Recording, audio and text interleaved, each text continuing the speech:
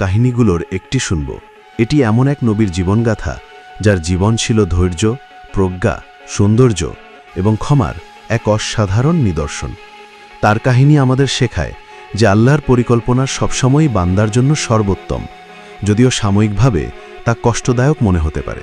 চলুন আমরা নবী ইউসুফ আলাইহিসসালামের জীবনের গভীরে প্রবেশ করি। তার আগে আমার একটি রিকোয়েস্ট, ভিডিও ফুল দেখবেন। যারা নতুন দেখছে, আমার ভিডিওগুলো কেমন লাগে দয়া করে জানাবেন এবং আমার চ্যানেলটি সাবস্ক্রাইব করবেন। কাহিনীর শুরু হয় ফিলিস্তিনের এক প্রান্তরে নবী ইয়াকুব আলাইহিসসালামের সবচেয়ে প্রিয় পুত্র ইউসুফকে দিয়ে। ছোটবেলায় ইউসুফ এক আশ্চর্য স্বপ্ন দেখেন। তিনি দেখেন 11টি নক্ষত্র, সূর্য এবং চাঁদ তাকে সিজদা করছে।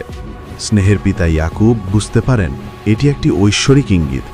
তিনি ইউসুফকে এই স্বপ্নের কথা তার ভাইদের বলতে